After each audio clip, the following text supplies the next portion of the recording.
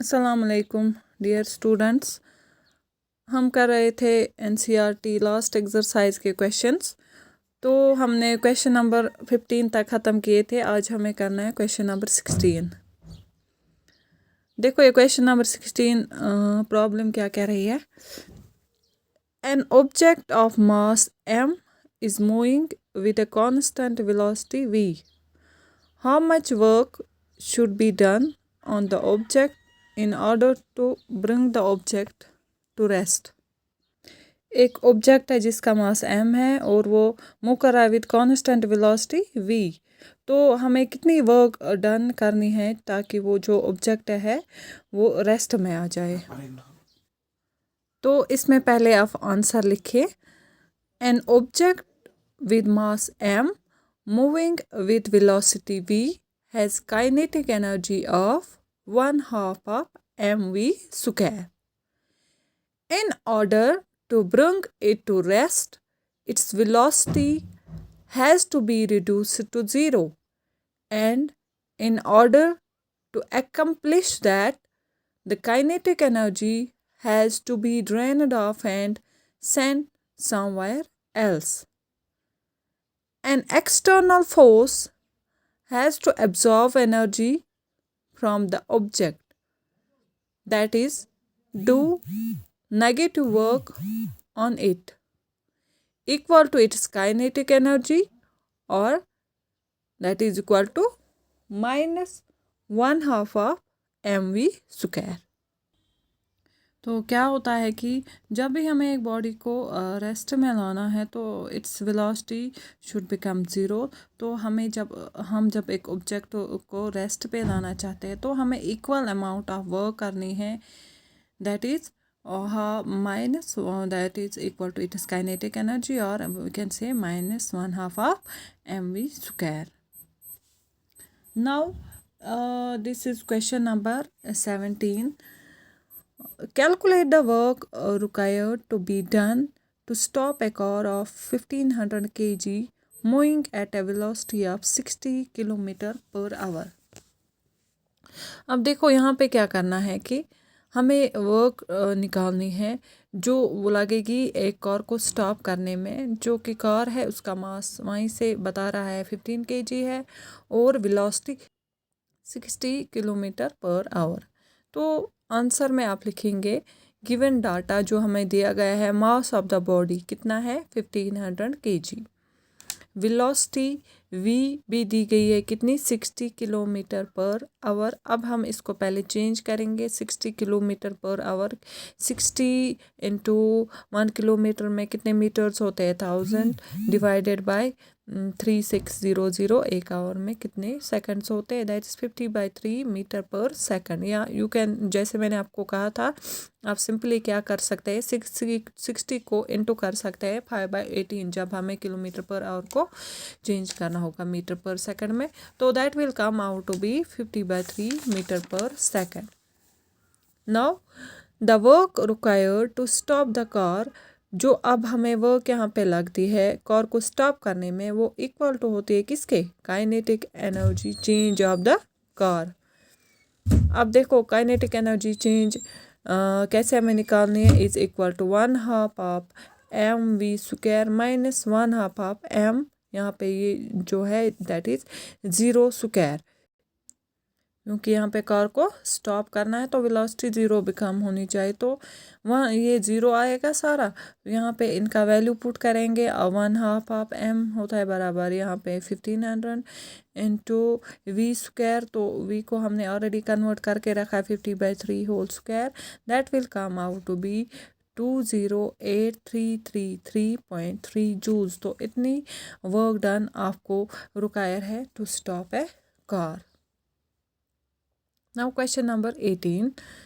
In each of the following, a force F is acting on an object of mass m. The direction of displacement is from west to east. Okay, west to east, shown by the longer arrow, observed by the diagrams. Work done by the force is negative, positive or 0, and state whether the work done by the force is negative, positive or 0. देखो शाबाश, यहाँ पे ये तीन अगर आप देखेंगे figures बनी हुई है, तो ये यहाँ पे एक बॉडी है, ये मूव करे फ्रॉम वेस्ट टू ईस्ट, ठीक है, इस डायरेक्शन में हम इसको डिस्प्लेस करा रहे हैं। अब जो डायरेक्शन है वो दी गई है इन डायग्राम्स में, डायरेक्शन तो डिस्प्लेसमेंट की फ्रॉम वेस्ट टू ईस्ट है। अब ये लॉग एरो जो है ना, आप केयरफुली देखें तो ये बता रहा है आपको डायरेक्शन ऑफ फोर्स।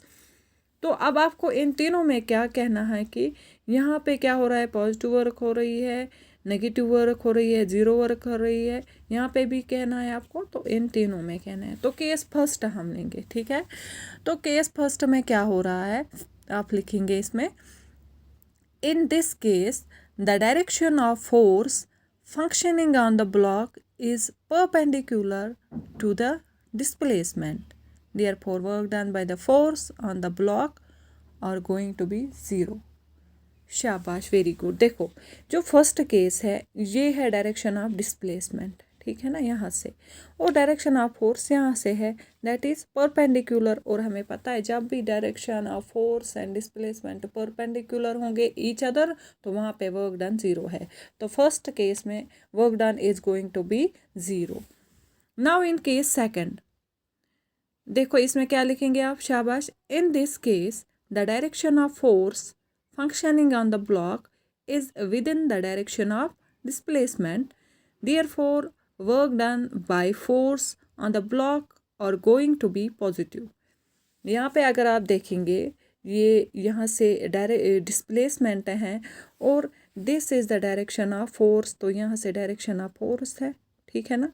तो यहाँ पे आप सीधे तरीके से ये देख सकते हैं कि जिस डायरेक्शन में फोर्स है उसी डायरेक्शन में डिस्प्लेसमेंट भी हो रहा है। तो शाबाश, यहाँ पे क्या आएगी, वर्क डन पॉजिटिव। आए समझ। Now case third, in this case the direction of force on the block is contrary to the direction of displacement. Therefore, work done by force on the block are going to be negative. शाबाश। अगर हम case third देखेंगे, यहाँ से direction of displacement है और जो direction of force है वो इसके अपोजिट है। देयरफॉर यहाँ पे जो वर्क डन है that is going to be negative. तो फर्स्ट केस में 0 वर्क डन, सेकंड केस में है पॉजिटिव, और थर्ड केस में है कौन सी work done, negative work done. शाबाश। इसी तरह अब हम देखेंगे question number 19। Soni says that the acceleration in an object could be 0 even when several forces are acting on it. Do you agree with her? Why? Soni कह रही है कि एक्सेलरेशन एक ऑब्जेक्ट पे 0 भी हो सकती है इवन जब बहुत सारे फोर्स एक्ट कर रहे होंगे इस पे। Do you agree her, why? तो यहाँ पे हमें आपको रीज़न बताना है। शाबाश। तो आप इसमें आंसर लिखेंगे, acceleration in associate object might be 0 even once many forces are working on it. This happens once all the forces get rid of one another. That is, the online force working on the thing is 0. For a uniformly moving object, the online force working on the thing is 0. Hence, the acceleration of the thing is 0. Hence, Sony is correct. अब क्या है कि acceleration 0 हो सकती है क्योंकि जब बहुत सारे फोर्सेस एक्ट होंगे इस पे, तो हम कह सकते हैं कि ये फोर्सेस क्या करते हैं, कैंसिल करते हैं ईच अदर। तो नेट फोर्स हम कहेंगे ऑब्जेक्ट पे है 0, that is why acceleration could be 0। शाबाश, यही था ना क्वेश्चन। हाँ, acceleration in object could be 0, ठीक। और ये जो सोनी कह रही है वो सही कह रही है, देन सोनी इज़ करेक्ट। इसी तरह question number 20, find the energy in kilowatt hour consumed in 10 hours by 4 devices of power 500 watt each. देखो ये क्वेश्चन नंबर 20 हम कैसे करेंगे। Power rating of each device तो कितनी है, P इज इक्वल 500 वाट, या हम लिख सकते हैं, शाबाश, किलो वाट में हम कन्वर्ट करेंगे, that is 500 divided by 1000 will be equal to 0.50 kilo watt. Time for which each device runs, तो वो भी दिया गया है, time is equal 10 hours. Work done यहाँ पे किसके बराबर होगी, energy consumed by each device, that is E. Therefore we know power is equal to energy consumed by time. शाबाश। तो यहाँ पे हम लिख सकते हैं energy consumed by each device will be equal to power into time, because हमें यहाँ पे एनर्जी निकालनी है ना, तो पावर भी दिया गया है, टाइम भी। यहाँ E is equal P into T, E will be equal to P कितना दिया गया है, शाबाश, हमने कन्वर्ट करके इसको लाया 0.50 इंटू टाइम 10, ठीक है ना। तो ये आया बराबर 5 किलोवाट आवर। ये तो एक डिवाइस कंज्यूम करते हैं इतनी energy. Hence the energy consumed by 4 devices of power 500 watt each in 10 hour will be equal to, शाबाश, क्या आएगा फिर, 4 into these 5 kilowatt hour, 4 5s are, it will come out to be 20 kilowatt hour। या kilowatt hour को हम simply क्या कह सकते, 1 kilowatt hour you know is equal to 1 unit, तो आप लिख सकते हैं यहाँ पे 20 यूनिट्स, ठीक है ना। तो this was question number 20। Now a last question of this unit, a freely falling object eventually stops on reaching the ground, what happens to its kinetic energy। ये हमने कई बार डिस्कस किया है, तो मुझे यहाँ पे फिर से समझाने की आई थिंक कोई ज़रूरत नहीं है कि जब एक फ्रीली फॉलिंग इवेंचुअली स्टॉप होती है, जब वो ग्राउंड को टच करती है, रीच करती है, तो उसकी काइनेटिक एनर्जी को क्या होता है। तो आप लिखे इसमें, when the object falls freely towards the bottom, its mechanical energy decreases and kinetic energy will increase. Because the object touches the bottom, all its mechanical energy gets reborn into kinetic energy.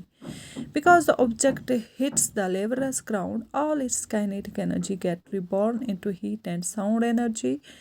It may also deform the bottom, relying upon the character of the ground and therefore the quantity of kinetic energy possessed by the thing।